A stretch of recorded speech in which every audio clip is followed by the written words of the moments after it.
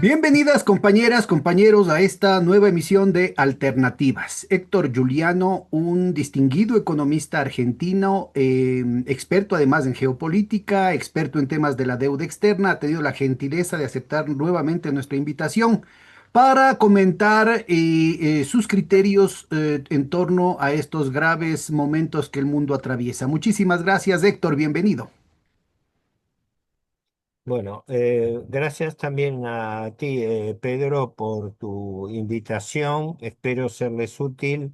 Y bueno, sí, efectivamente, sigo tanto el tema económico financiero como el tema geopolítico. Y justamente ahora que estamos en el epicentro de una nueva crisis en Medio Oriente, creo que, bueno, sí, amerita analizar qué es lo que está pasando allá dentro de lo poco que podemos colegir y cuáles pudieran ser y cuáles son y pudieran ser los efectos económicos financieros y también geopolíticos para nuestros países, en el caso mío, en la Argentina, ¿no? Así que estoy a tu disposición. Bueno, empecemos por lo básico, ¿no? Es decir, ¿cómo ves vos el agravamiento del conflicto bélico y la agresión brutal del imperio y del ente sionista en contra de Irán? ¿Cómo está afectando esto los mercados en general y los mercados financieros en particular, que ya de sí estaban muy complicados, nunca han salido de la implosión financiera de lo de Lehman Brothers en el 2008? Claro. Mira, hago un triple comentario preliminar. Eh, Ha ocurrido, por un lado, un magnicidio, una cosa sumamente infrecuente a nivel internacional. La primera potencia del mundo, como sabemos, aliada con Israel, han no solamente atacado Irán, sino que han asesinado a su líder supremo. Más allá de todo juicio de valor a favor o en contra, no ese es el objeto de mi análisis. Yo analizo hechos lo más objetivamente posible, pero es un magnicidio que no tiene justificación y además está totalmente desencajado de las leyes internacionales. Y máxime, ahí viene el segundo punto, porque esto se lleva a cabo en el marco de una guerra de agresión, una guerra no provocada. Podemos tener simpatías o no por el régimen iraní, pero el régimen iraní no atacó a nadie y mucho menos se iba a atrever a atacar a la primera potencia del mundo.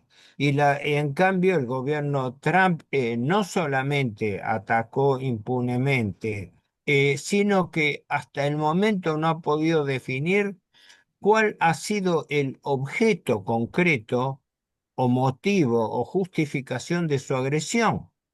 Porque resulta que tenemos una panoplia de argumentos que van desde devolver la democracia a Irán, típico argumento de batalla, ¿no? De liberalizar el gobierno de los ayatolá, hasta obligar a Irán a someterse a reglas que por otra parte está cumpliendo en el marco de la OIEA, Organización Internacional de la Energía Atómica, ¿no? Y cómo amenazar del ataque, de la guerra preventiva para evitar que Irán se convierta en una potencia nuclear, cuando eso está bajo control. Hay una serie de argumentos que a prima facie son totalmente inconsistentes, pero fundamentalmente esto de una guerra de agresión, porque en realidad este ataque constituye dos violaciones gravísimas al derecho internacional. Una constituye un crimen de guerra directamente. Realiza un ataque por sorpresa hecho contra otro país, asesinando al líder supremo y a su entorno de colaboradores. Y no se dejan de jactar de los asesinatos que cometen contra los funcionarios de ese país, sin que haya motivo, sin que haya declaración de guerra siquiera. y paralelamente un crimen de lesa humanidad, porque bueno, se trata de la principal autoridad religiosa chiita, es decir, de una rama de la fe musulmana, y además el ataque, como siempre, va dirigido no solamente en forma colateral o accidental, va dirigida contra la población civil. ¿No? Fíjate que las muertes, la mayoría de las muertes se producen de un solo bando, ¿verdad? Creo que se han denunciado 11 víctimas por muerte en Israel, mientras que en Irán pasaban las 1.300 y peor, simultáneamente Israel inició un bombardeo al Líbano, y particularmente a Beirut, donde han muerto ya más de otras 800 personas. Y ni hablar del genocidio de Gaza. Esta Y en el mañana caso de leí. Beirut, sí, ¿qué pueden decir? Que también tiene bomba atómica. Qué barbaridad, ¿no? Sí, no, no, por eso no hay justificación. Además, estos argumentos, es importante señalarlo, han surgido del propio seno de la sociedad y de la opinión pública norteamericana, ¿no? Es decir, la renuncia del asesor de seguridad, Joe Kent, diciendo abiertamente que no existía amenaza iraní. El argumento legal de los Estados Unidos fue que Irán estaba amenazando a los Estados Unidos, por lo cual directamente la argumentación de ataque es totalmente inconsistente. Y a eso le agrego un tercer punto, porque yo dije, el primer punto, el magnicidio. El segundo punto, el contexto de la guerra de agresión no justificada ni provocada contra Irán.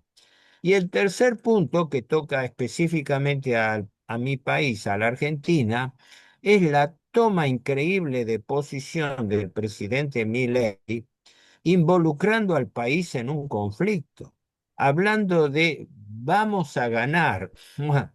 La frase resulta tragicómica, ¿verdad? Vamos a ganar cuando está hablando de miles de kilómetros de distancia y sin participación directa Bueno, alguna. yo te cuento que menos mediático, pero también el presidente del Ecuador, oligarca, un muchacho, hijo de, más bien dicho, nieto de su abuelo, también se ha alineado con los Estados Unidos y con Israel en esta situación de la manera más inconsulta, pero además su canciller, que es muy cercana a Netanyahu, no sé si religión, porque no es ni religión ni raza, de esa identidad, digamos, de esa identificación, firmó un convenio por el cual el Ecuador se compromete a enviar trabajadores ecuatorianos a las zonas de guerra, las zonas de donde están saliendo corriendo los ciudadanos israelíes, para que vayan a trabajar como agricultores, como mano de obra barata allá y como carne de cañón eventualmente. Imagínate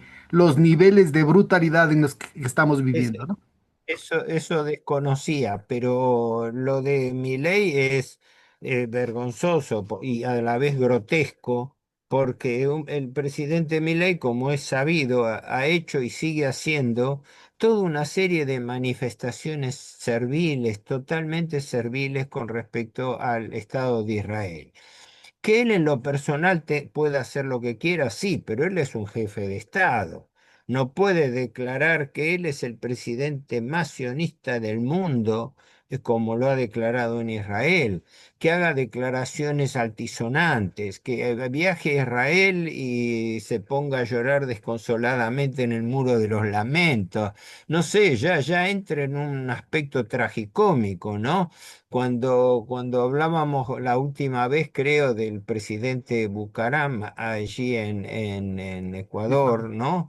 Hace tiempo señalaba, es decir, lo sigue haciendo Milei. El otro día participó en un show donde él cantaba, donde él se expresaba. Directamente estamos dentro de un desencaje de la figura y del manejo de las decisiones Ahora, presidenciales. esto a diferencia del caso de Bucaram, trasciende lo anecdótico porque Milei está bajo control de esta secta, digamos, ortodoxa, sionista judía, porque hay una buena parte de la religión ortodoxa judía que es antisionista, e incluso dice que no solamente que es un pecado, sino que esto puede provocar la ira de Dios, ¿no? Es esta situación de haber construido de manera Ah, artificial el Estado de e- Israel. Pero lo importante es que esta Efectivamente. secta, primero que ha quedado totalmente sepultado la noticia de hace algunos años, muy recientemente, en la que un rabino denuncia que esta secta tenía unos túneles prohibidos, unos túneles secretos donde tenían niños y aparecieron unos colchones marchados de sangre, una cuestión así.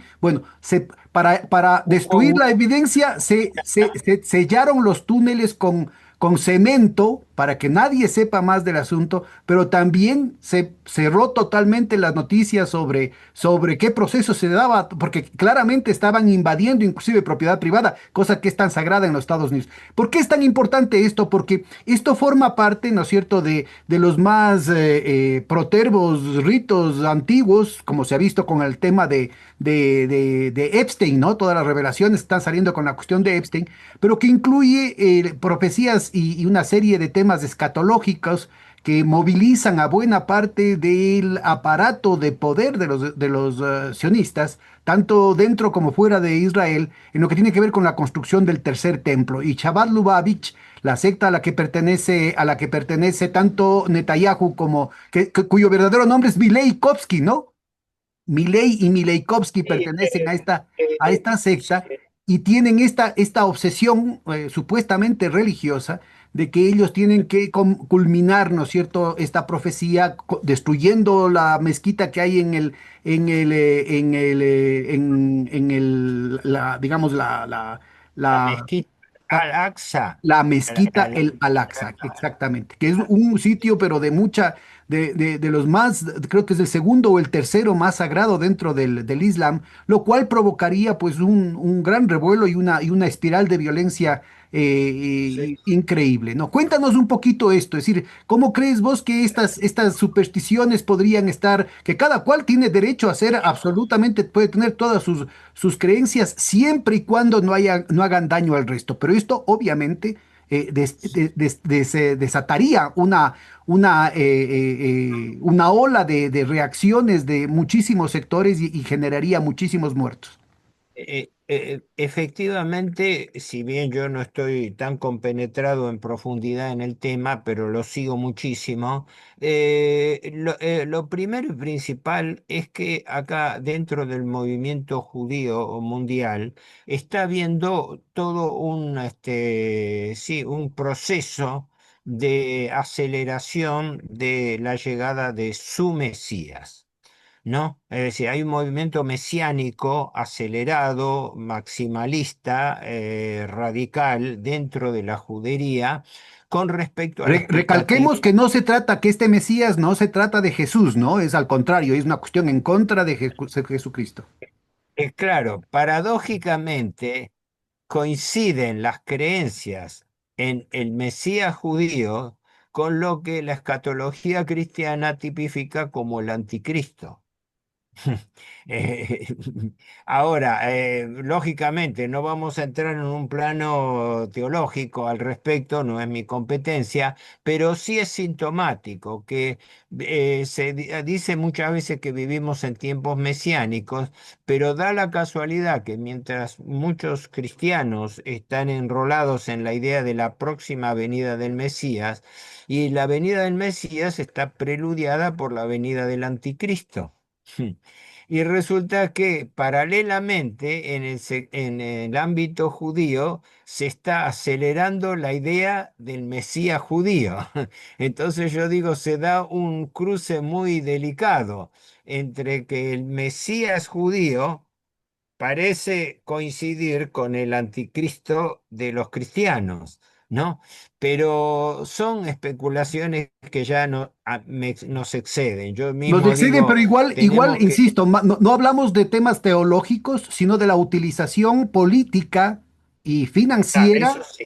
de las ideas religiosas, de los sentimientos religiosos, porque entre otras cosas, ¿no es cierto?, hay una buena parte de cristianos sionistas que también están involucrados en esta escatología y que no tienen ningún problema en que haya una ola de muertes, de desastres, de atrocidades, porque esto llamaría a una segunda venida de Jesús.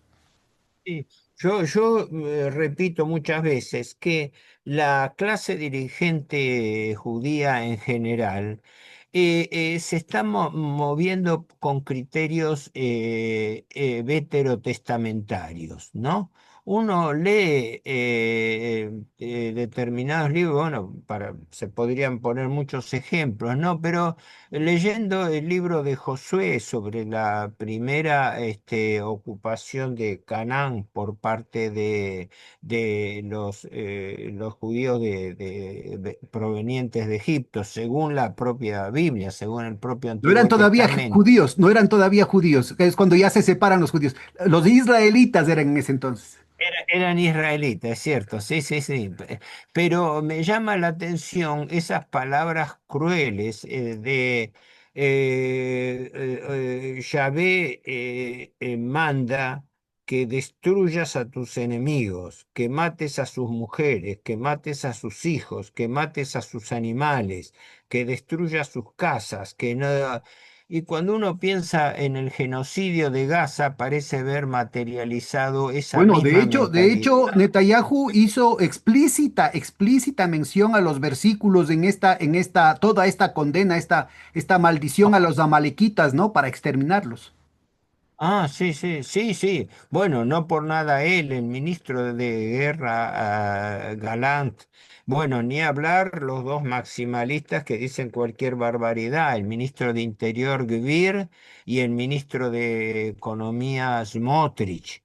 La ex ministra de Justicia que hablaba de asesinar a las mujeres palestinas para que no traigan terroristas al mundo. Todas estas cosas dan una preocupante imagen, pero no una imagen armada desde afuera, sino confesada desde adentro, pero dan una preocupante imagen del grado de crueldad y impietosidad que se está aplicando en Medio Oriente. Lo de Gaza no tiene calificativo ya, mejor dicho, lo tiene, genocidio, ¿no? Pero un genocidio impune. Y algo de eso está volviendo a ocurrir ahora con los bombardeos en Líbano y en particular en Beirut. ¿Por qué? Porque ocurre que las luchas modernas se han transformado un concepto fundamental, el concepto de que la población civil es objeto del ataque. Ya no es un desenlace militar, es una lucha contra la Ya no es población un civil. desenlace militar no intencional, digamos, sino que ahora directamente están siendo objetivos militares. Excepcional.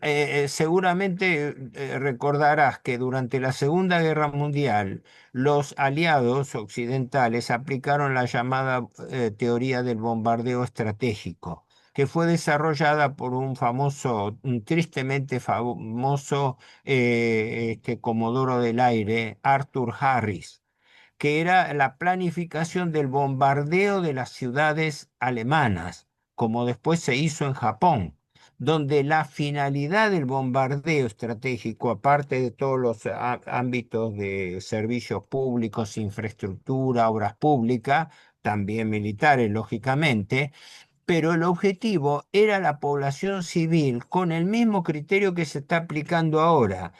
Llevar por bombardeos de saturación a la población civil a un estado de desesperación tan grande que la impulse a rebelarse contra sus autoridades. Falló durante la Segunda Guerra Mundial porque ni el pueblo alemán ni el pueblo japonés se levantaron contra sus autoridades, ¿no? Pero entonces el carácter del bombardeo cambió. Primero los bombardeaban para que se rebelen contra las autoridades. Cuando no se rebelaron contra las autoridades, los siguieron bombardeando para castigarlo porque no se levantaban contra sus autoridades. En verdad, estas cosas que parecen tragicómicas, ¿no? En realidad son verdaderamente dramáticas. Y lo peor es que lo estamos viendo bajo nuestras narices y sin que básicamente los sectores de opinión pública controlados desde ya, y los sectores dirigentes hagan una condena clara y concreta. Leía anteayer unas declaraciones muy acertadas del primer ministro de Hungría, Víctor Orbán, que dijo, entrevistado, dice, en esto ganan como siempre los tres grandes perros de la guerra. ¿M? La industria de armamentos, el complejo militar industrial, la industria petrolera, que ve multiplicadas sus ganancias por el aumento del precio del petróleo, y la tercera, de la cual no se habla nadie, pero es la que hace posible todo esto, los bancos. Claro. La finanza que implica esto. La deuda pública de los Estados Unidos, como habrás leído, hace unos meses, creo que 5 meses atrás, ya llegaba al orden de los 38 billones de dólares, que en nuestra grafía son 38 millones de millones, ¿no? No, no son lo que ya los norteamericanos llaman trillions, ¿no? ¿Mm? Equivalen a nuestros billones, ¿no? Millones de millones. Y en este momento la deuda pública norteamericana ya pasa los 39 billones de pesos. De dólares. Los, de dólares, cierto. ¿Qué significa eso? Que a la vez, y la Reserva Federal no está bajando las tasas de interés, la cuenta de endeudamiento norteamericano por el costo de la guerra se está sufragando con deuda. Sí. Así que los grandes Lo que banqueros vienen está previsto que el gobierno de los Estados Unidos, con la bajada que Trump estaba impulsando por parte de la Reserva Federal de las tasas de interés, bajada que no se ha concretado, era de 1,5 millones de dólares de servicio de la deuda por parte del gobierno de los Estados Unidos. Y ahí no se toma en Sí. cuenta la deuda de los estudiantes, la deuda de los hogares, la deuda de las tarjetas de crédito, la No, deuda no, no, de las claro. empresas. Es una barbaridad. La cuestión de las hipotecas, la cuestión de los carros, nada de lo que provocó la crisis del 2008 ha sido desactivada. Ha vuelto a ser Sí. activada y ahora está multiplicada, ha hecho metástasis. Es más, esto reproduce lo que para mí es una constante histórica en la intervención de las guerras norteamericanas. Todas las grandes guerras en que ha intervenido Estados Unidos han sido realmente planificadas y sobre todo planificadas no solamente en la práctica, sino en las finanzas. Durante la Primera Guerra Mundial fue bajo el presidente Wilson.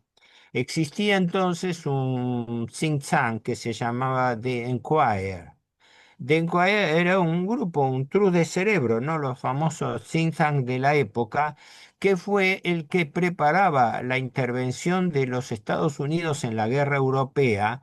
Y conste que Wilson en particular no era favorable al ingreso de Estados Unidos en la guerra y que gana las elecciones de Con esa 1915 bandera, pues. con la bandera de no hacer intervenir al Estado norteamericano en la guerra. Y paralelamente contaba con los servicios del banquero Bernard Baruch, también un prominente banquero judío de Wall Street, que era el que coordinaba verdaderamente esto, que era el que estaba planificando la economía de guerra, porque fue el que constituyó el llamado WIR. WIR eran las cifras de World International, no sé, eran las siglas de lo que sería el grupo de empresas de la defensa, pero de empresas fundamentalmente privadas.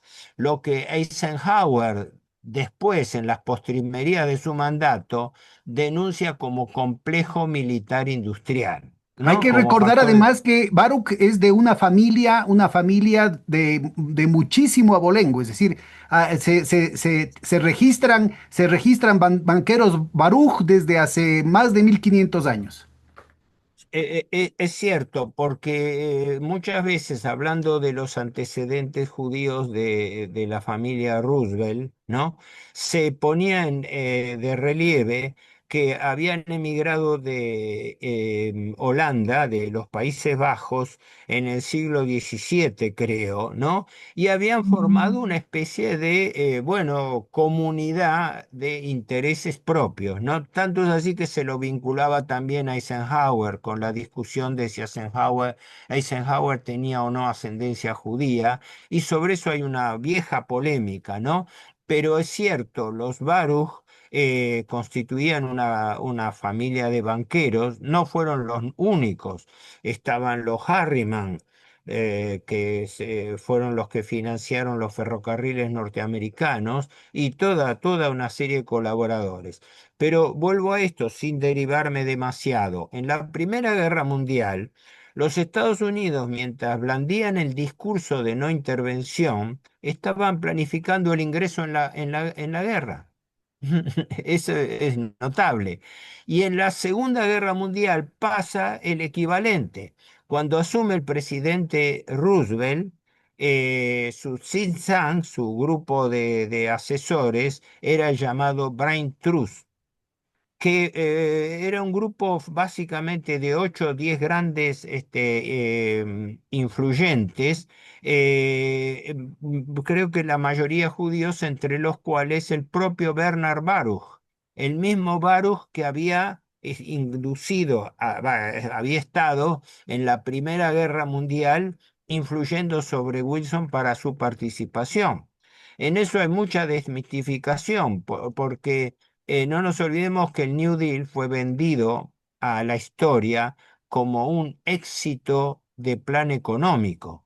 Y en realidad, para quienes hemos estudiado algo de eso, sabemos que el New Deal fracasó, porque Estados Unidos, después del New Deal lanzado en 1933, entra en el año 1937 en una tremenda crisis económico-financiera. Sí, pero ahí Y te pongo reci- una notita al pie de página, Héctor, porque en el 37 entra en crisis, tiene una zambullida la economía de los Estados Unidos, precisamente porque le convencen y le presionan a Roosevelt a que aplique una política de ajuste. Exacto, Sube las exacto. tasas de interés, recorta el gasto público y eso, y sobre todo en el gasto social, y eso rápidamente provocó una zambullida de la economía gringa. Sí, sí, es sabido, es históricamente sabido que Estados Unidos salió de su crisis económica no por las bondades del New Deal ni de los planes de ajuste, sino gracias a la economía de guerra que planificó para ingresar en el conflicto, como pasó en la Primera Guerra Mundial, una vez que el conflicto había sido iniciado, planteado y como fuerza de relevo fresco. Es largo el historial norteamericano al respecto. Quizás para no abundar demasiado y no derivarnos demasiado en esto, lo podemos sintetizar en algo: el destino manifiesto. Ningún país en el mundo que yo conozca, aun con ambiciones imperialistas, las ha declarado en una forma tan flagrante como los Estados Unidos a través de la doctrina del destino manifiesto, que notablemente reproduce el esquema de pensamiento judaico, ya que considera que los Estados Unidos están llamados por la gracia de Dios a ser el país que controle los destinos del mundo, ¿no? Y ese pensamiento del destino manifiesto es el que ha regido y rige hasta ahora los destinos del mundo. Bueno, Uno, solamente por aquello de que a confesión de parte, relevo de pruebas, el recientemente fallecido expresidente Jimmy Carter decía justamente esto, ¿no? Están cumpliendo 250 años y él hacía una referencia hace una década y un poco más, y decía, desde su nacimiento los Estados Unidos ha estado el 95% de su existencia en guerra. guerra, sí, sí, hoy en día lo repiten continuamente como recordatorio de que la historia de los Estados Unidos prácticamente ha sido una historia continua de más de 200 años de guerras y guerra de agresión. porque no nos olvidamos que los mismos sectores anglosajones que blandieron y todavía el día de hoy argumentan la tan discutible leyenda negra contra España por su trato contra los indígenas, paradójicamente la política que ellos aplicaron fue la política de genocidio a la población original de sus territorios. Y ese tipo de guerra impietosa tuvo un ejemplo para mí paradigmático: los bombardeos aéreos contra la población civil en Alemania y manifiestamente en Japón, donde el paradigma es las dos bombas atómicas en Hiroshima y Mira, Nagasaki, sí, donde decididamente a sin ningún... abrirnos mucho hacia otros temas, déjame orientar un poquito la conversación, porque si no nos podemos hablar entre la leyenda negra y la leyenda rosada, y yo creo que es no importante sé. ubicarnos en estos tres vectores que me parece que son muy apropiados en el discurso del presidente húngaro. Complejo industrial militar, el complejo petrolero y el complejo financiero especulativo. Estos me parece que son muy importantes ubicarlos por separado. Y yo quisiera empezar, bueno, has empezado con el tema del complejo industrial militar y yo creo que es muy, muy pertinente porque fíjense, no solamente es en los Estados Unidos, es decir, en el caso de Europa también uno de los grandes avances, que, entre comillas, que ha hecho Trump es obligarles a que aumenten el presupuesto militar al 5%, del 2 al 5%.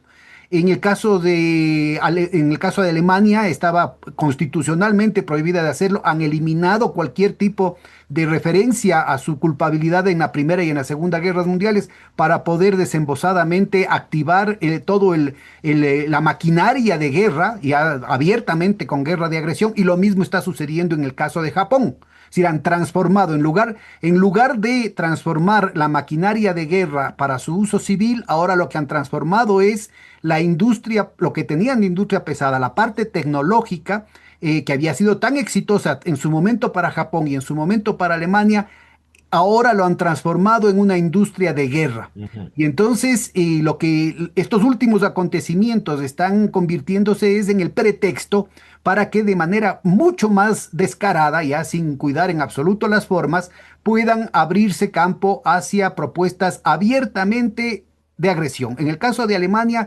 directamente en contra de Rusia. Cuéntanos un poquito más cómo entiendes vos esta evolución de la industria armamentista y de una vez te pongo el puntito ahí. ¿Cómo opera esto frente a la evidencia cada vez más palpable de que, al menos en temas puntuales, no solamente la producción de Rusia, de China, sino también, por ejemplo, ahora la de Irán, pero también la de Turquía, pero también, por otro lado, de Corea del Sur, para no ponernos solamente entre el eje del mal, ha puesto unos grandes signos de interrogación respecto a lo invulnerable que sería la tecnología de la OTAN y sus aliados Sí, como Israel? sí. Perdón, te, escu- te escucho medio entrecortado, pero Ya, creo me haber estoy, me entendido lo que estoy, me dijiste. estoy, estoy Permíteme borrando mi que imagen haga para una privilegiar consideración. la tuya. Ah, bueno, bueno, gracias. Una consideración, una triple consideración de importancia. Cada vez que ha estallado un conflicto en Medio Oriente, la principal víctima económica internacional que hubo fue Europa, que es el continente más dependiente de la provisión de hidrocarburos. Y con esto se ha afianzado el mayor poder de los Estados Unidos sobre Europa, fundamentalmente después de la caída del comunismo. No nos olvidemos lo siguiente: la OTAN tuvo por finalidad primaria combatir el expansionismo soviético, pero cuando se produce la implosión del comunismo en el año 91, resulta que el Pacto de Varsovia desaparece, pero la OTAN no. Desde que los norteamericanos desembarcaron en su conquista de Europa entre el año 1943 y 1944, con el argumento de la lucha contra el nazismo y contra el eje, hay una característica: la guerra terminó hace 80 años, ¿verdad? Pero los norteamericanos todavía están ahí con bases que controlan Europa. Así que los Estados Unidos en la práctica han invertido la doctrina Monroe. La doctrina Monroe de 1823, como sabemos, establecía la premisa de que las potencias europeas tenían que irse de América y dejar sus estructuras de poder acá. Cosa que no desapareció totalmente, por ejemplo, en el caso de Gran Bretaña, ¿no? Pero resulta que la Primera Guerra Mundial rompe con esa tradición. Es Estados Unidos el que interviene en Europa. Y interviene en Europa en las dos guerras mundiales y todavía están allí y todavía están controlando. De tal manera que cuando uno lo ve a grandes rasgos, ve que la gran confrontación que se está dando es que la OTAN manda sobre la Unión Europea. Esto es, la estructura militar, fundamentalmente dependiente del poder militar norteamericano, impone condiciones a la Unión Europea, que es la estructura de orden económico, financiero y político de la Europa moderna. Esto para mí es importante porque esto ya se desató con la crisis de Ucrania, donde también con el apoyo de la OTAN, se inicia una crisis en Ucrania, fundamentalmente el golpe de Maidan en el año 2014, que derroca al presidente constitucional, ¿no? Pero ahora no me acuerdo, el nombre se me escapó, Khrushchenko, que era presidente institucional de Ucrania y que se exilia en la en Rusia. Y desde entonces, por un golpe de Estado, se defenestra a las autoridades filorrusas o de habla rusa y se inicia la guerra del Donbass. Por eso Putin denuncia en su discurso del 22 de febrero del año 2022, previo a las operaciones especiales en Ucrania, que Occidente se había acordado un poco tarde del conflicto de Ucrania, porque en Ucrania se estaba peleando desde el año 2014 y que el origen de ese conflicto había sido el golpe de Estado contra Yanukovych. Yanukovych, exacto, muchas gracias. Yanukovych, presidente electo, bielorruso, pero un hombre que mantenía el equilibrio de poder, porque en realidad no era en Ucrania no hay una guerra civil, hay una guerra militar, pero sobre población civil, sea rusófona o ucraniana, que por más que tengan diferencias, no vivían en estado de hostilidad. Es decir, no se puede hablar de una guerra civil ucraniana. Hay una guerra de intereses y una guerra militar que se da por encima de esa población civil y que la tiene como efecto colateral. Pero no me quiero ir mucho del tema. A lo que quería llegar es el imperio norteamericano en Europa es el que determina la línea de la Europa moderna. ¿Y cuál era el factor de peligro para los Estados Unidos? La alianza entre la Unión Europea y Rusia, porque esa alianza que se daba nuevamente sobre la base del eje de la política bismarckiana entre Moscú y Berlín, renacía, que era el eje antagónico de lo que primero había sido el Imperio Británico y después el Imperio Norteamericano, Es que la gran nunca pesadilla de Mackinder, ¿no?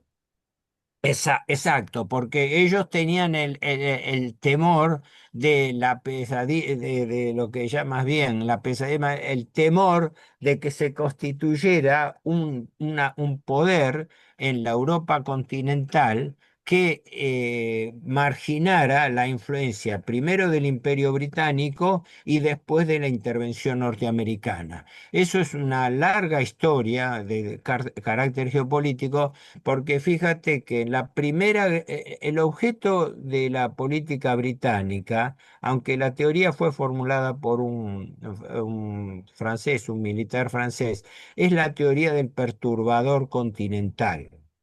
Inglaterra siempre tuvo como bandera la lucha contra lo que llamaba el perturbador continental, desde Napoleón hasta Hitler. Nunca tenía que formarse una potencia continental hegemónica que frustrase la influencia británica, fuertemente asociada con la masonería, en el continente europeo. Por eso el balance de la Primera Guerra Mundial fue la destrucción del Imperio Austrohúngaro y el balance de la Segunda Guerra Mundial la destrucción del Imperio alemán, o lo que quedaba después de la guerra. Y en este momento lo que avisoraba era un nuevo entente germano-ruso, sobre la base de que Rusia estaba y está en condiciones de proveerle energía de gas barato a Europa, y por ende Europa desarrollar un nuevo proceso de industrialización independiente del dominio norteamericano.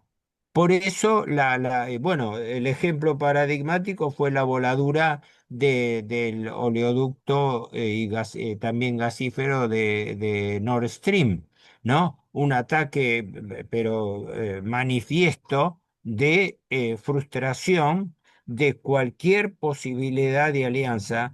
Pensar que entre Alemania y Rusia invirtieron cerca, si no me equivoco, de 20.000 millones de dólares en ese doble oleoducto.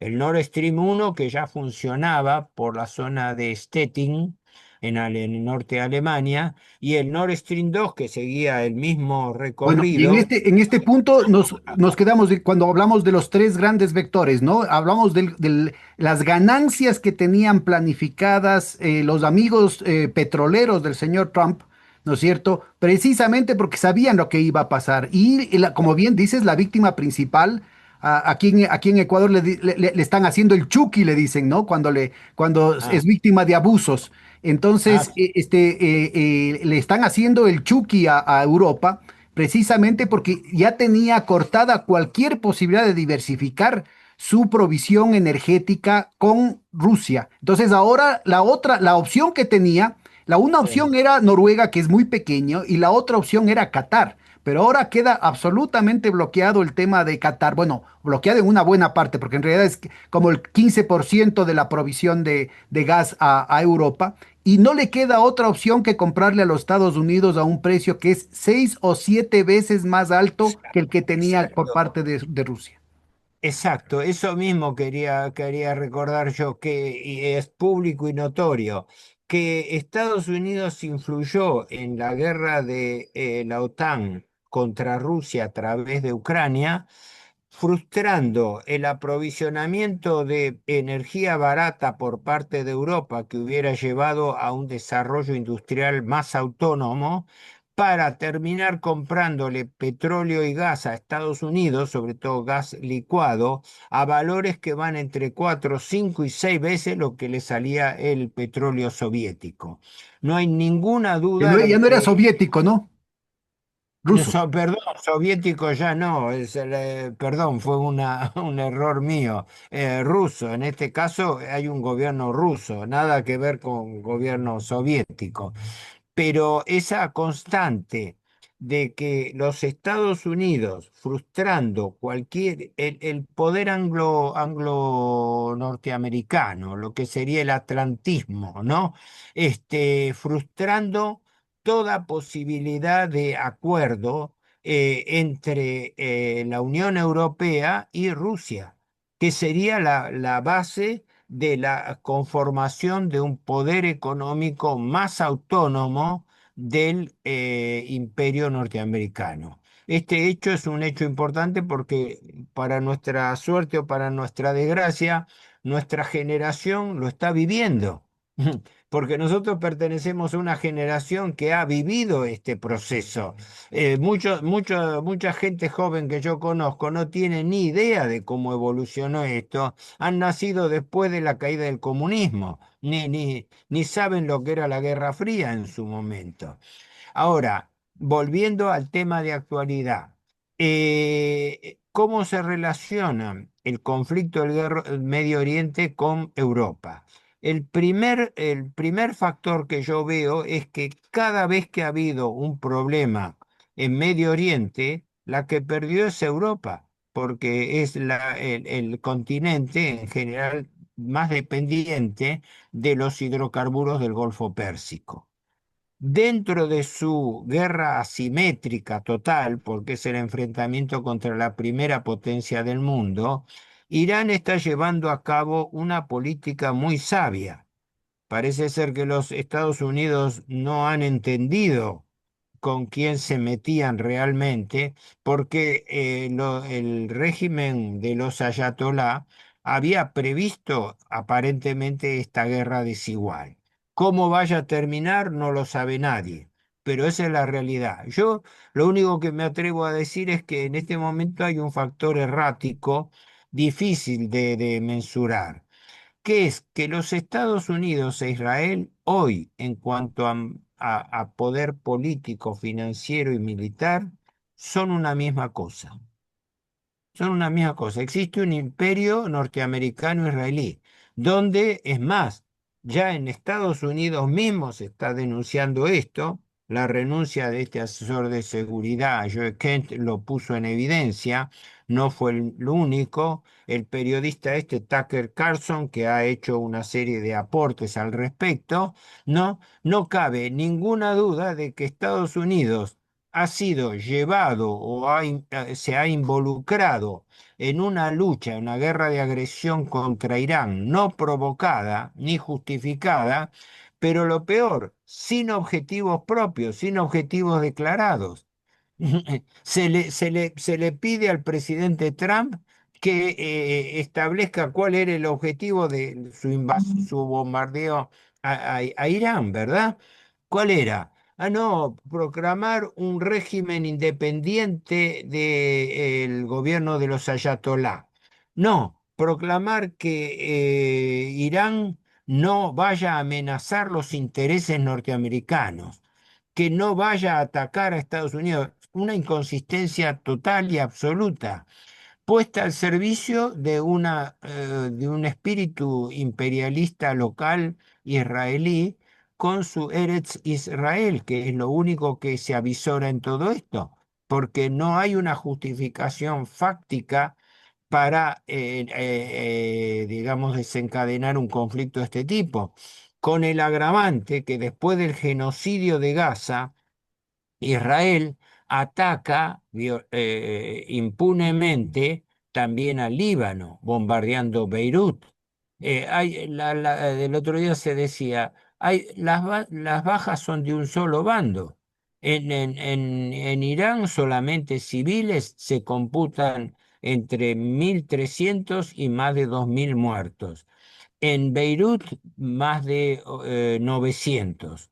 No hablemos de los 71.000 muertos en el genocidio de Gaza. Los colonos y autoridades israelíes están llevando a cabo ataques en Cisjordania.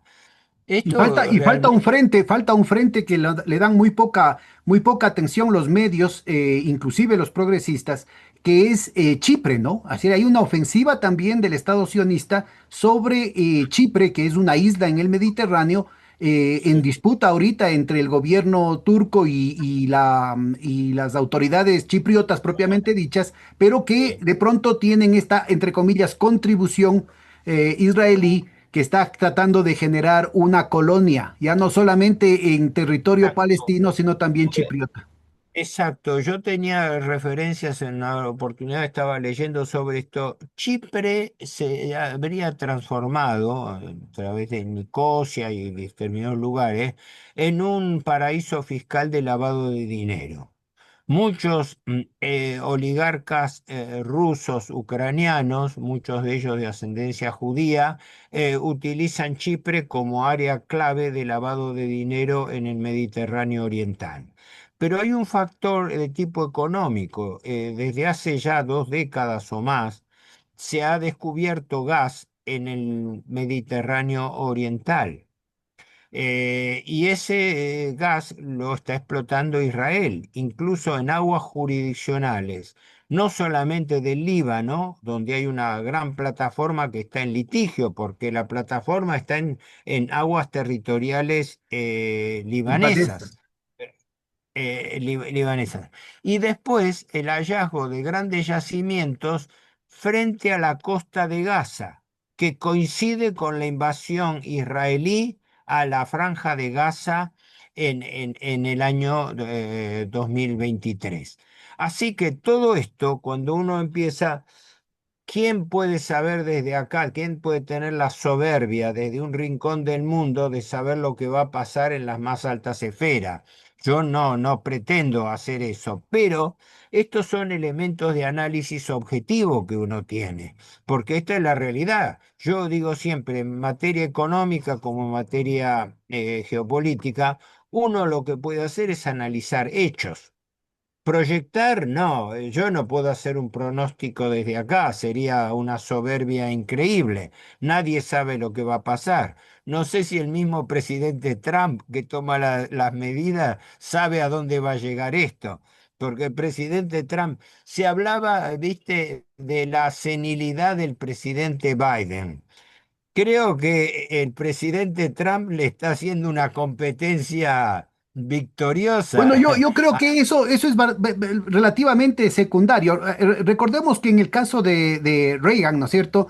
Prácticamente todo su segundo periodo, él ya tenía Alzheimer muy avanzado y lograron Claro. cubrirlo. Es decir, si es que se hacía tanta bomba de la senilidad del presidente Biden, era parte de la campaña de desinformación, era parte del espectáculo, es parte de Hollywood, digamos, ¿no? Y estaba perfectamente controlado. Es decir, con ese pretexto él tenía, digamos, licencia de corso para insultar a los dirigentes rusos, chinos, a sus colegas europeos. No tenía ningún problema porque estaba loquito, entonces todo se le perdona. En el caso de Trump, yo creo que la situación es más o menos parecida. Yo creo que aquí se está buscando un mecanismo para justificar las cosas. Siempre detrás Sí. de los presidentes están estos aparatos a los que hacías referencia hace un momentito, ¿no? Es decir, aquí siempre hay un cuadro de asesores, siempre hay una agenda que está programada de antemano y que tiene que ver con los bolsillos profundos, ¿no? Sí, sí. Bueno, yo creo que esto parte de un escenario totalmente distorsionado desde el punto de vista geopolítico. Recordemos para los espectadores, la geopolítica es una disciplina científica que estudia las relaciones entre el Estado y su marco geográfico. La geografía manda sobre muchos hechos políticos. Hoy en día la finanza manda sobre la geopolítica, que es otra cosa. No, pero el trasfondo, la llamada ley de homologías o repeticiones histórico-geográficas de la geopolítica, dice que en los teatros geográficos de conflicto, tienden a reproducir los mismos dilemas a través del paso de los tiempos, ¿no? Es decir, los antagonismos históricos geográficos entre los países. ¿Qué ocurre? El Medio Oriente tiene una geopolítica artificial.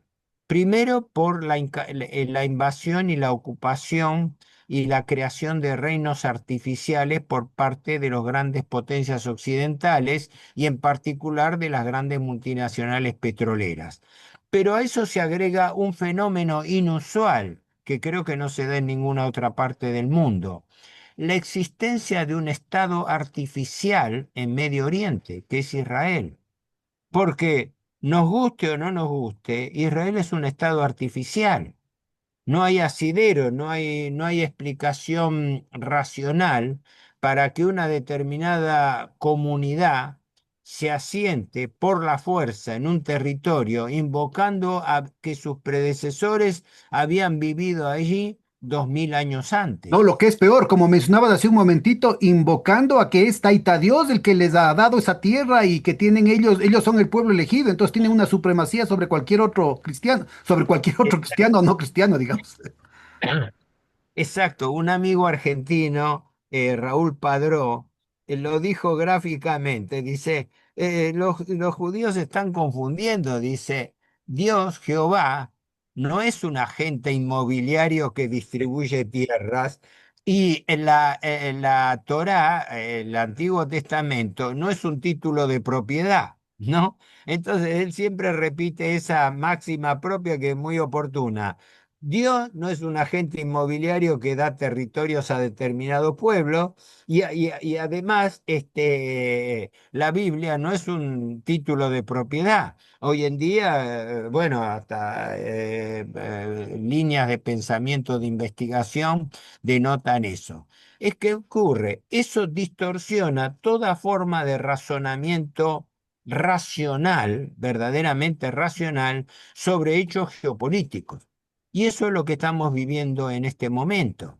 Y en este momento yo creo que el factor más profundo que está jugando es el mesianismo que se está dando en una gran parte judía poderosa internacional, que coincide con lo que nosotros vemos como, nosotros no, yo en particular no juego en ese aspecto porque me excede, ¿no? La idea de la venida de un anticristo. Da la casualidad que lo que nosotros llamamos el anticristo se parece al Mesías judío, lo Ahora, mira, cual yo creo que es muy importante esto que estamos intentando esbozar, ¿no es cierto? No tanto por el hecho, insisto, religioso, ¿no? El tema de las creencias de cada persona es una cuestión absolutamente distinta, y peor el tema teológico es una cuestión que, digamos, está en otro ámbito. Aquí son las utilizaciones, por un lado, políticas, ¿no es cierto?, para beneficio personal, como estamos hablando clarito en el caso de la utilización así tan burda, tan miserable, pues, ¿no? Del Antiguo Testamento. Supuestamente ellos que respetan la palabra de Dios, ¿no es cierto?, lo están utilizando como un derecho de bienes raíces, es decir, un título de propiedad. Es decir, yo creo que es muy claro, importante ubicar no tanto el tema de las profecías, ¿no es cierto? Que, insisto, pueden haber muchas profecías de distinto origen, de distinta naturaleza, cuanto el cumplimiento de esas profecías. Y ahí está la mala fe, ¿no? Es decir, la ahí utilización, la utilización de esas profecías, por ejemplo, en torno a la definición de agendas militares. Es decir, como en la profecía hablaba, ¿no es cierto?, de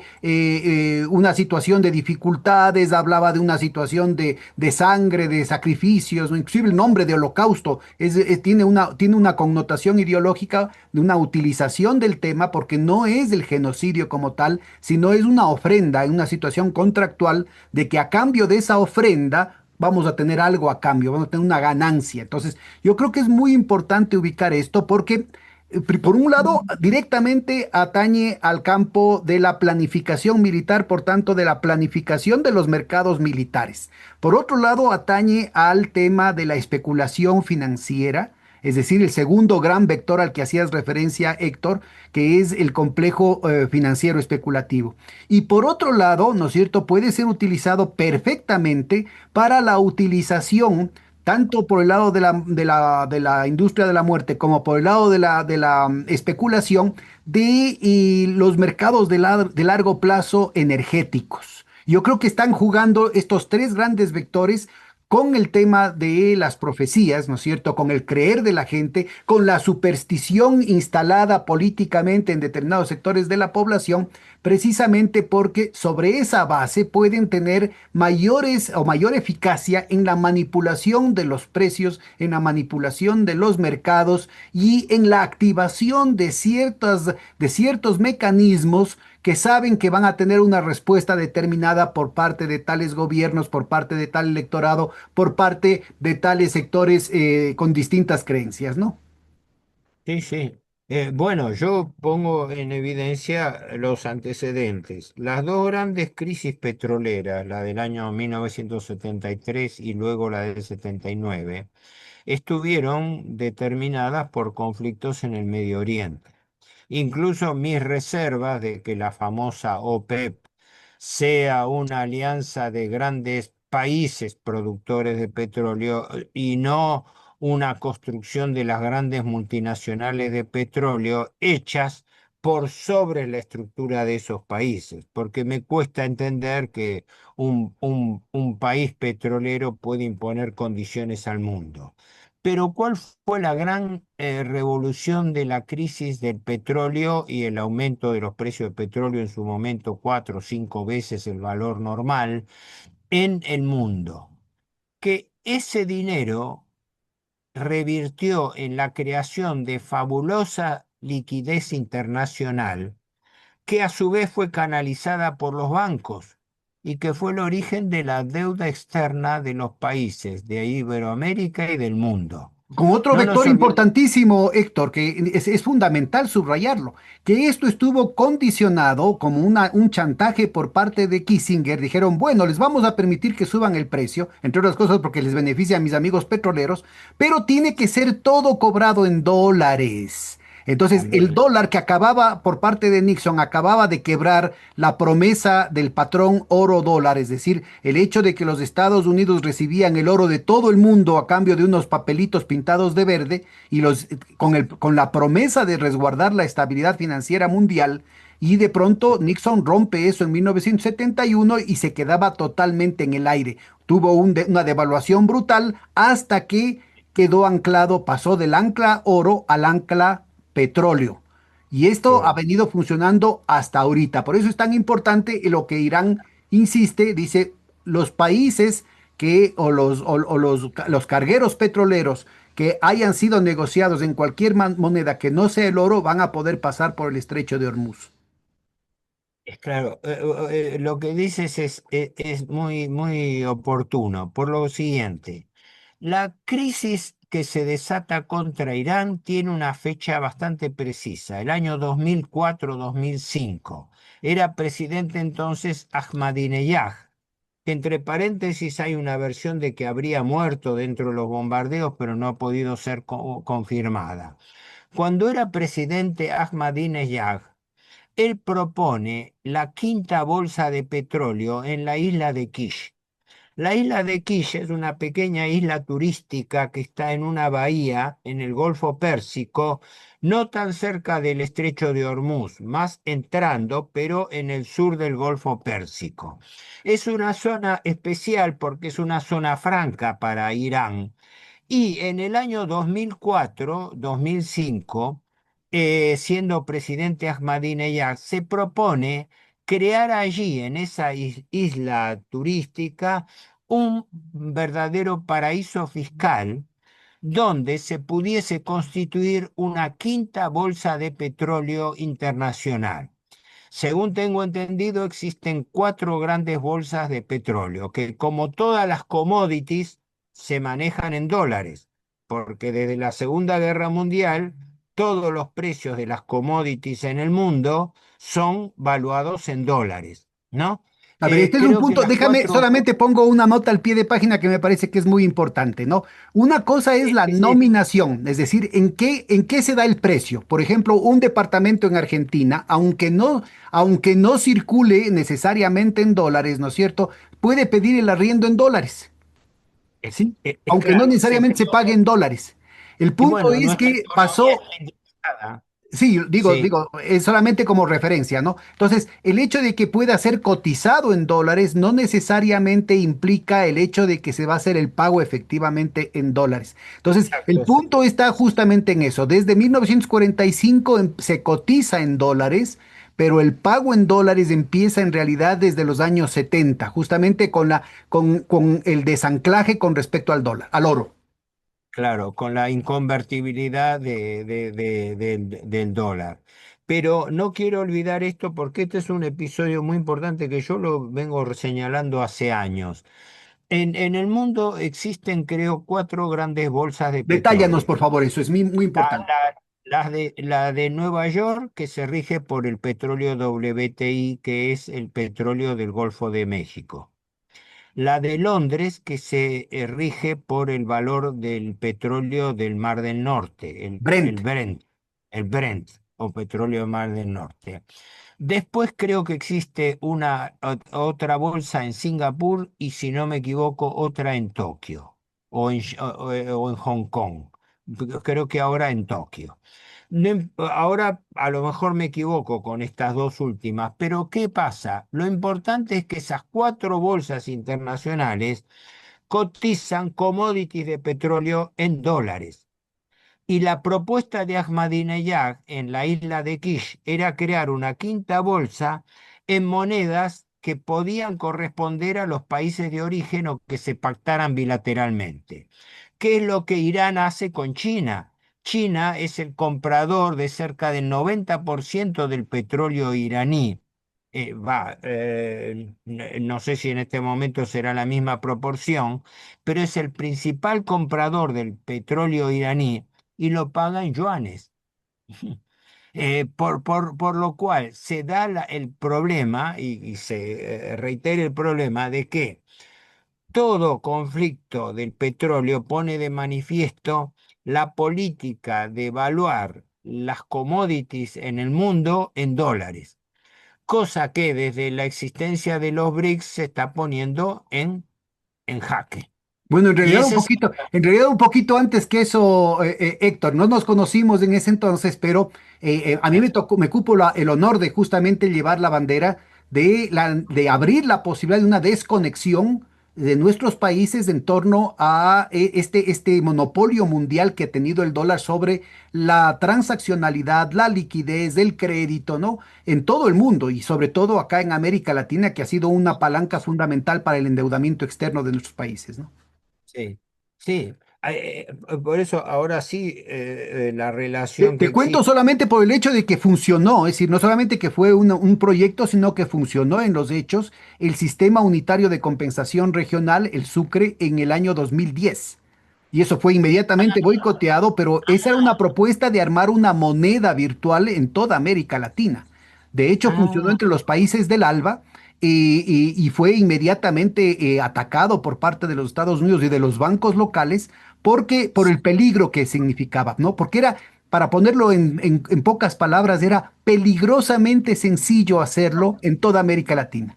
Era es- rapidísimo, no, no sería como ahora se está diciendo algunos gurús de la economía, hechos, inclusive algunos que se dicen que son gente progresista, latinoamericanista, dicen, no, es que primero hay que hacer un banco central, es que primero ah, hay que hacer una especie, o sea, mira, en esa mentalidad colonial, ¿no es cierto? Solamente sí, vale aquello diseñado en el norte. Solo lo que hacen los gringuitos, ¿no es cierto? Solamente lo que hacen los europeos es viable. Como esto es y- una propuesta que nació en América Latina, dicen, ah, es que eso no funciona. ujú. Primero se prepara la estructura financiera y luego, una vez establecida la estructura financiera, se define la estructura económica. Bueno, no Es el esta- necesariamente, ¿no? No necesariamente, porque mira, el punto fundamental para hacerlo muy rápidamente es el hecho de que, por ejemplo, entre Argentina y Brasil, ¿no es cierto? Es decir, como tiene que pagarse, yo sé que han habido una cantidad de iniciativas, ¿no? Con avances y retrocesos, pero para ponerlo en blanco y negro, si es que se tiene que pagar en dólares, Brasil tiene que importar de Argentina primero comprando dólares en el mercado local, lo cual Sí, tensiona el mercado local de divisas, eleva la cotización del dólar, con lo cual desencadena toda una serie de mecanismos de ajuste, ¿no es cierto?, que afectan la política monetaria, la política fiscal, la política de tipo de cambio, la política financiera, etcétera, etcétera. Luego le sí, pasa a la Argentina y Argentina tendría que hacer lo propio porque ese influjo de dólares requiere una esterilización del exceso de la monetización de origen externo. Y así por el estilo. Si Argentina hace lo propio, es un efecto reverso, ¿no es cierto?, con respecto a Brasil. Entonces, lo único que estamos planteando es que el pago podría hacerse, ¿no es cierto?, en una moneda que facilite lo que se conoce como el mecanismo de clearinghouse, o sea, el mecanismo de compensación de pagos.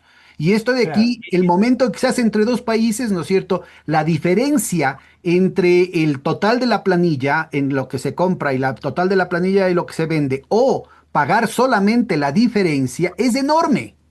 Pero si claro, hablamos de entre todos los países de América Latina, el ahorro de divisas es gigantesco. Pero además, el ámbito, y este no es un tema que nos hayamos inventado nosotros, sino que lo descubrieron los bancos italianos hace 800 años, ¿no es cierto? El ámbito de la compensación de pagos abre las puertas para distintos mecanismos de liquidez, para distintos mecanismos de diferimiento de los pagos, que define una cantidad de grados de libertad importantísimos en la construcción de un nuevo espacio de soberanía que hasta ahora no ha sido trabajado. Pero bueno, lo digo así muy rápidamente, pues No, solamente para recordar este tema que fue una de las no, grandes conquistas de esta primera fase. Esto fue la lucha, una lucha de muchísimos años, que la levantamos sobre todo desde el Ecuador y que con oposición de sectores progresistas, de economistas de avanzada, latinoamericanistas de toda América Latina, ¿no es cierto?,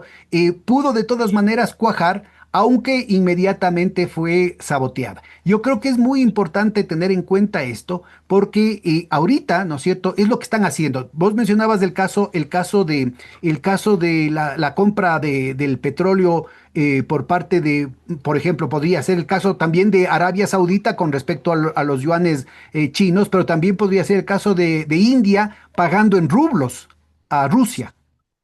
Ahora, si es que eso se también. logra, si esto se logra hacer, y lo mismo quieren hacer con los Emiratos Árabes Unidos, si es que esto se logra hacer, independientemente de cómo resulten estas terribles, estas atroces acciones de guerra, al interior de todos los BRICS. Si es que esto se pudiera hacer, por ejemplo, en los países del Tratado de Cooperación de Shanghái, si es que esto se podría hacer en términos de distintos mecanismos, bloques regionales, y, por ejemplo, en América Latina, la capacidad de generar mecanismos de estabilización, mecanismos de desarrollo es enorme. Sí, bueno, este es el régimen de trueque o llamado intercambio compensado, donde se podrían establecer monedas bilaterales.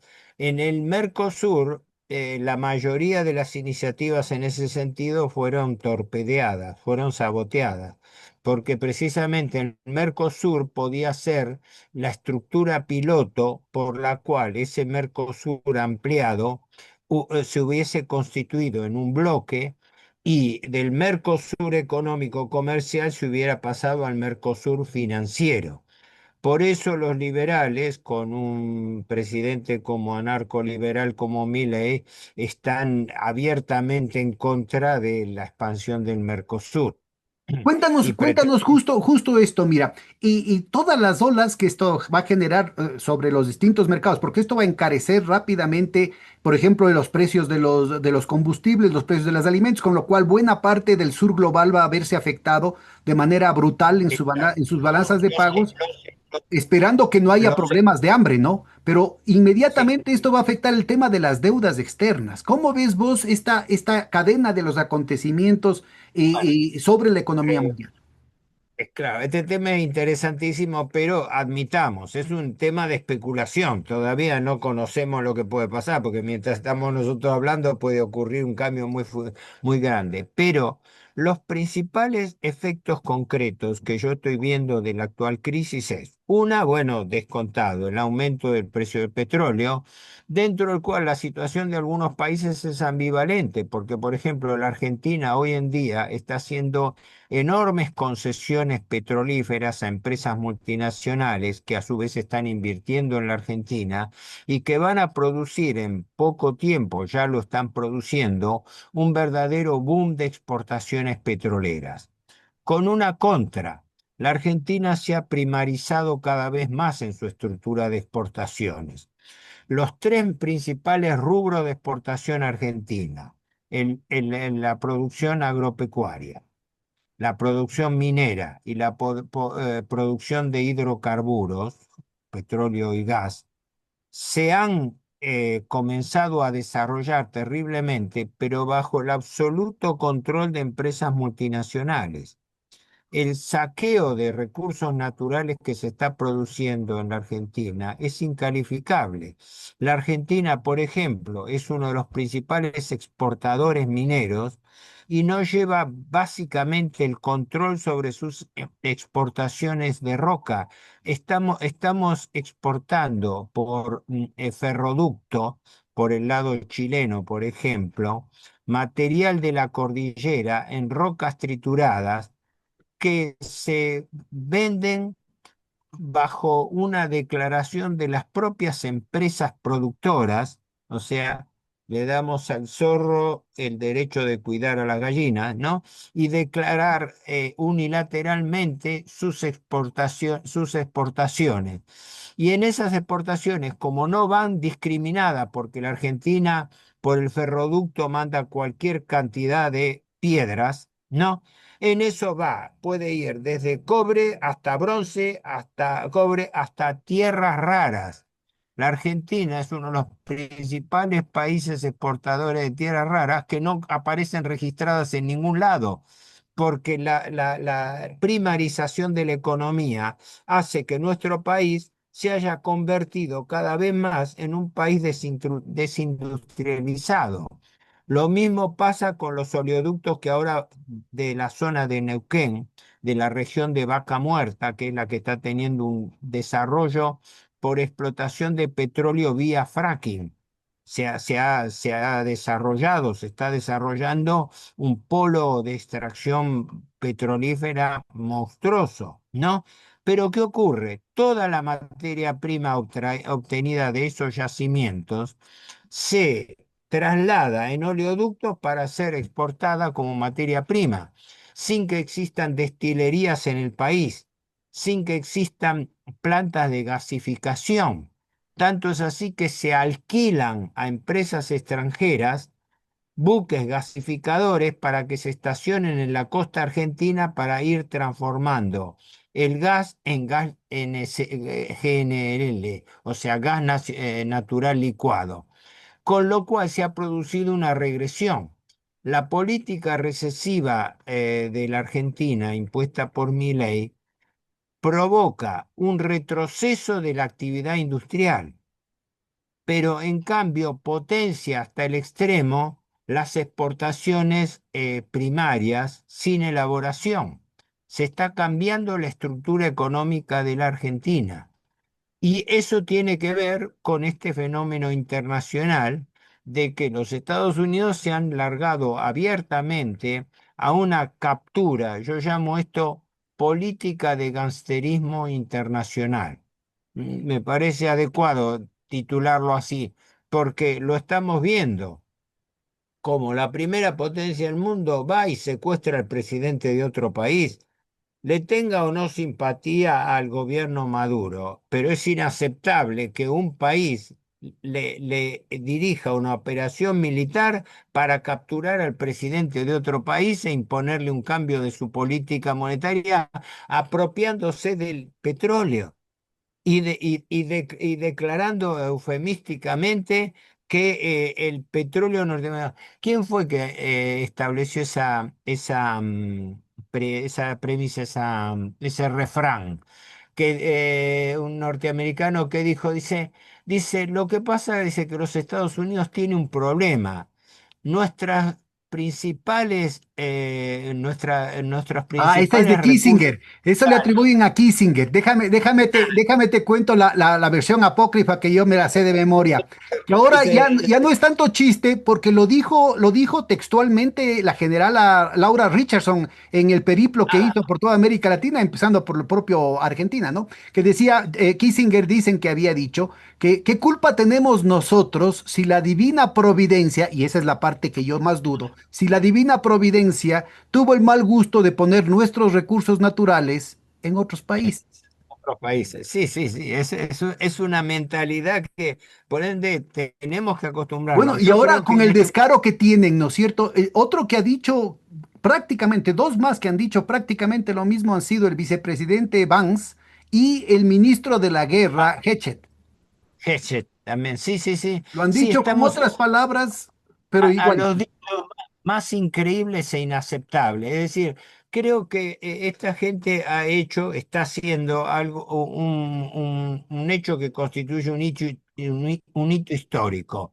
Está destruyendo, haciendo tabula rasa el derecho internacional y en particular el derecho humanitario.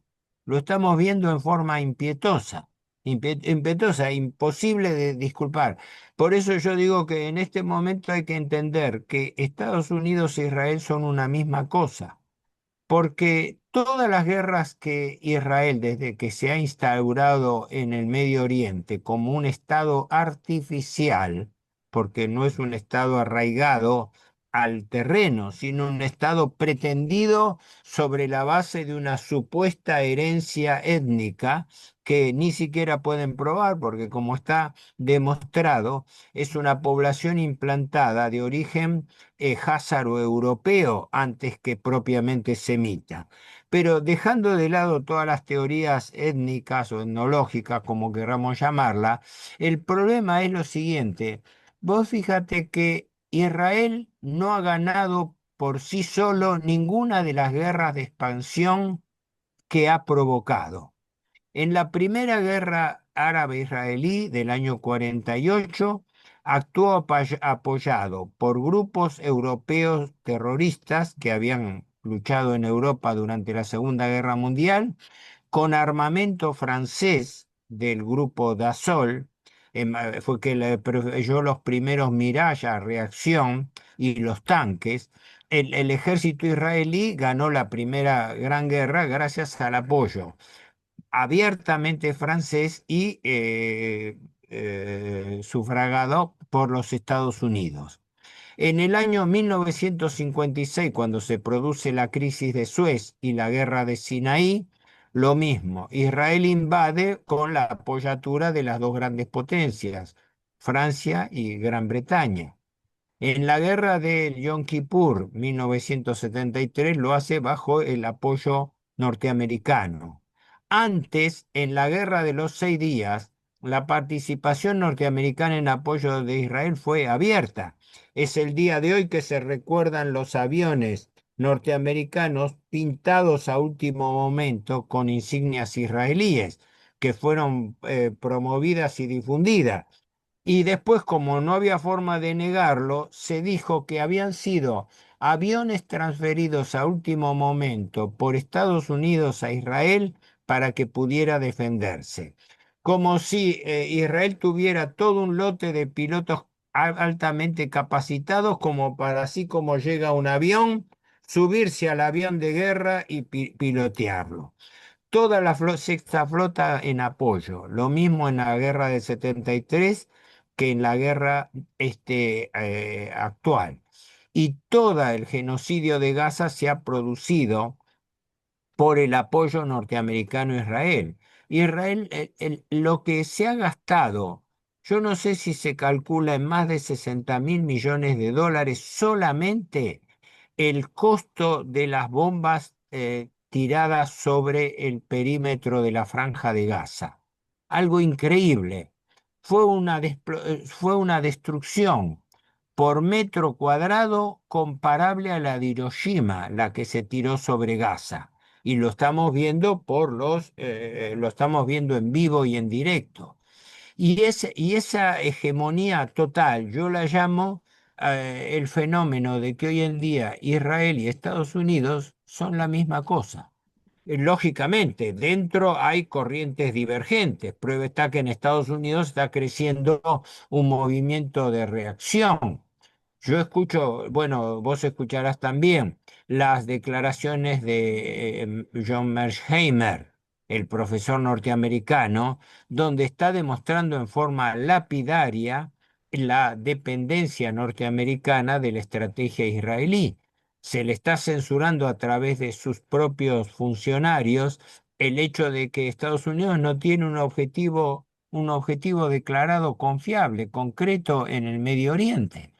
Por lo cual, directamente estamos sujetos primero al interrogante de lo que vaya a ocurrir, fundamentalmente por el estrecho de Hormuz, pero también ahora por la isla de Karg, frente a lo que los norteamericanos no habían contemplado, la resistencia a ultranza del gobierno iraní por el cual yo siento el mayor de los respetos. Yo me permití hacer un manifiesto, escribirlo a título personal, un manifiesto donde señalaba estos 3 puntos. La condena por el asesinato del ayatolá Jamenei, el hecho de que el contexto fue una guerra de agresión no provocada por parte de los Estados Unidos e Israel, y además manifestar el repudio por la política personal de servilismo del presidente Milei ante la alianza subordinada con Estados Unidos e Israel. Algo incalificable totalmente, porque ya el gobierno iraní ha denunciado al gobierno argentino porque fue el único que participó en esta actitud verdaderamente miserable de asociarse a una guerra de agresión no provocada. Imposible aceptarlo, ni siquiera bajo el argumento, que no está probado, de que haya participado Irán en el año 92 en la explosión en la Embajada de Israel en Buenos Aires y en el 94 en la explosión de la AMIA, la Asociación Mutual, que han sido atribuidos sin pruebas a la participación iraní, cuando en realidad las dos explosiones fueron explosiones internas que se dieron en la embajada por un lado y en la AMIA por la otra. Este tema es harto complejo, pero yo creo que se va a ir Que yo creo agravando. que ¿Por vamos qué? a tener que más bien dedicarlo alguna vez un programa específico, porque se requiere ir con mucho detalle para entender ese proceso, que acá en el caso del Ecuador, ¿no es cierto? Lo poco de información que ha llegado, si es que hay algunos compañeros compañeras que hayan hecho seguimiento del tema, es la versión oficial absolutamente pro sionista, ¿no? Yo quisiera en estos últimos minutos más bien llamarte a una reflexión porque Sí, sí, no hay objetivos estratégicos visibles. Pero en primer lugar, hemos mencionado el hecho de que hay unos objetivos inmediatos para estos tres grandes actores, ¿no? Los dueños los mercaderes de la muerte, el complejo industrial militar, los especuladores, la la banca industria y del armamento, y los petroleros, ¿no? Es decir, el los tres petróleo, tienen industria unas petrolera. ganancias gigantescas, pero es en el corto plazo, porque en el mediano y en el largo plazo, estas ganancias resultan pírricas, ¿no? Es decir, en el largo plazo, lo que tienes, la evidencia es que para el complejo industrial militar de la OTAN y de Israel, ¿no es cierto?, que tenían hasta hace poco un mercado casi cautivo, estamos hablando de los presupuestos más altos de los Estados Unidos con respecto al resto del mundo, que tienen el equivalente a todo el presupuesto de los países, de los 10 países que le siguen en la lista, ¿no? Es decir, de largo es muchísimo mayor. Pero el problema es que la eficacia militar es terrible, es decir, con un dron de $20,000 se pueden tumbar un misil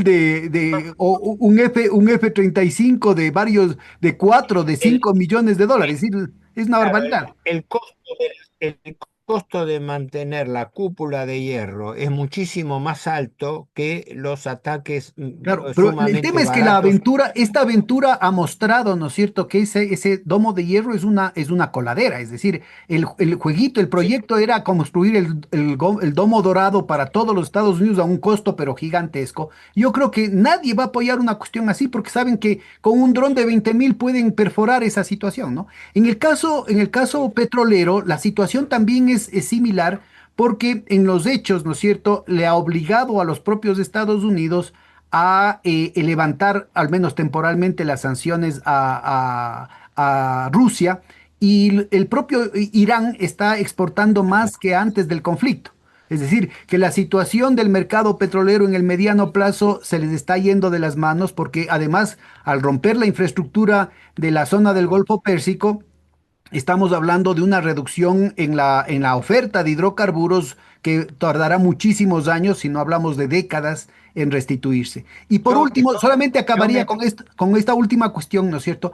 De la cuestión bancaria, por más que tengan ganancias gigantescas y se estén llenando los bolsillos en el cortísimo plazo, la situación de podredumbre es tan grande, ¿no? Que hasta BlackRock se ha visto obligado, BlackRock, Blackstone, Blue ahí, Owl, importantísimos de estos megafondos, se han visto obligados a todo. declarar el corralito. Cuéntanos un poquito de esto para ir cerrando nuestra conversación. Bueno, no, eso no tengo otras informaciones que las periodísticas, pero sí ha llamado la atención el temor por el cual los capitales de Wall Street se han atajado, han prevenido el hecho de que esto no haga una corrida hacia afuera, porque yo creo que Lo único que podemos avisorar por el momento es, digamos, dos, tres interrogantes centrales, pero que no se pueden obviar. Primero, el daño a Europa. Europa va a tener que reaccionar por necesidad, porque el estrangulamiento de Europa después de haber perdido el gas ruso por presión norteamericana y ahora de perder gran parte del suministro de hidrocarburos de Medio Oriente, ya expone a la Europa en su conjunto, ¿no? Variará según países, expone a la Europa en su conjunto a una crisis. Las medidas que está tomando el primer ministro Orbán en Hungría y el primer ministro Fico en Eslovaquia, ya para mí son un preanuncio de esta rebeldía.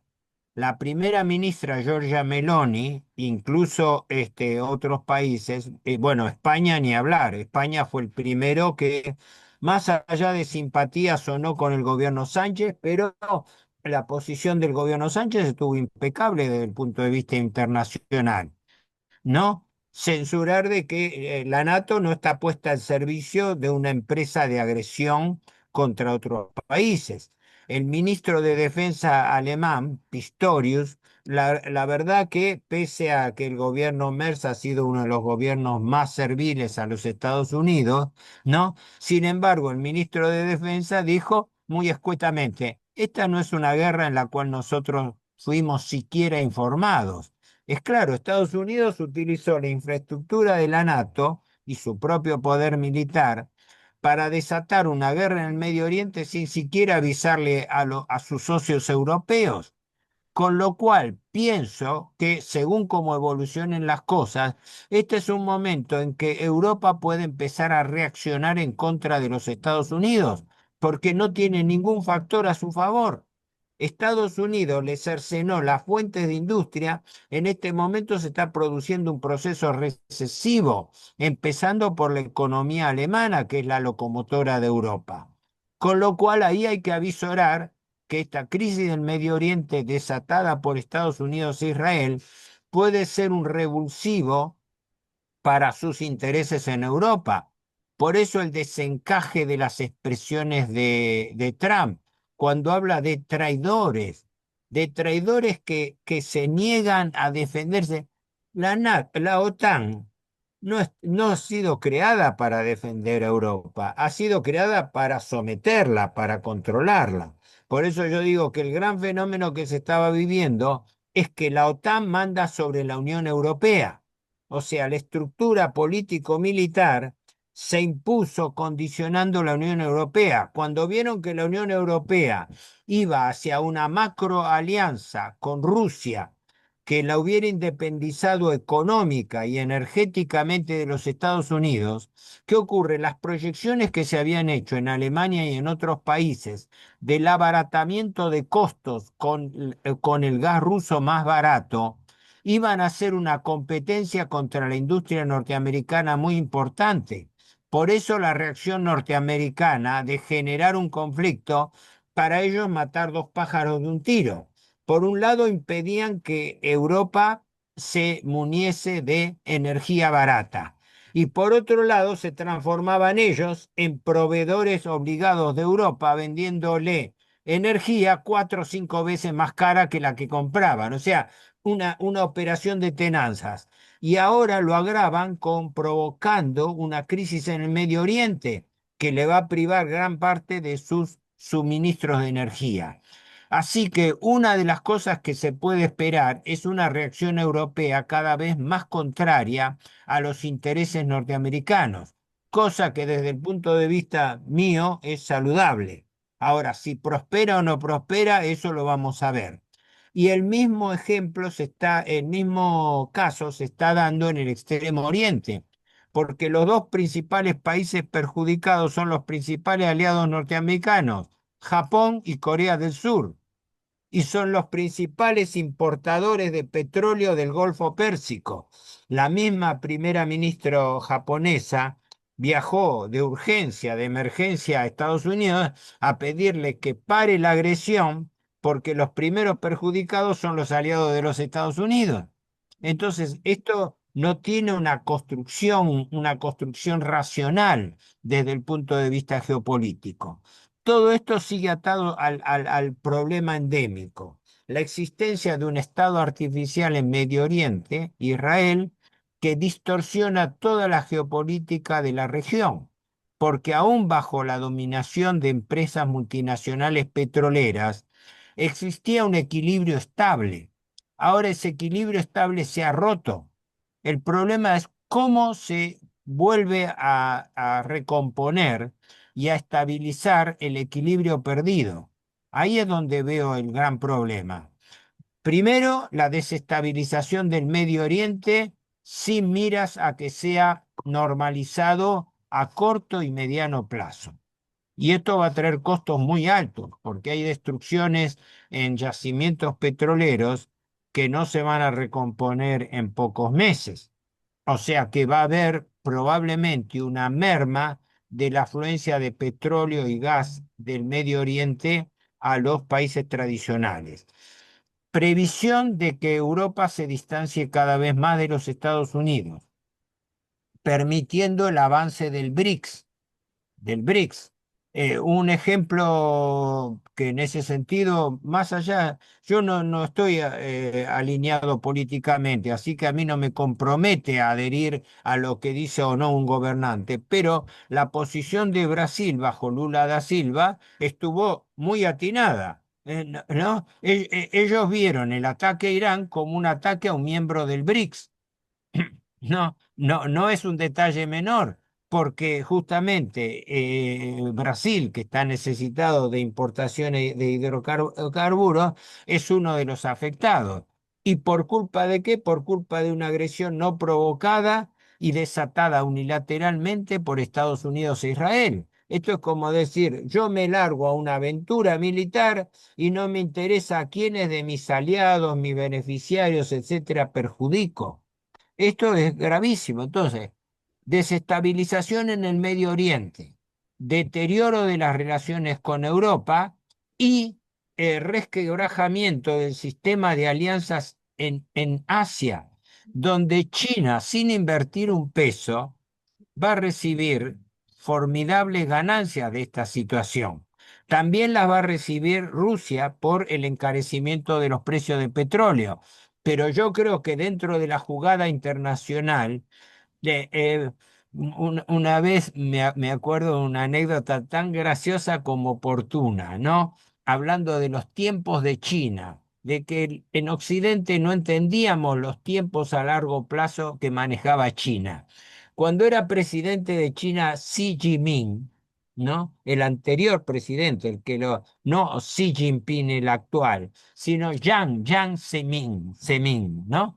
Que había estado una vez en un viaje en la Argentina. Bueno, y un periodista de estos que le hacen preguntas idiotas, ¿no? Le preguntó, ¿y usted qué opina de la Revolución Francesa? Le dice.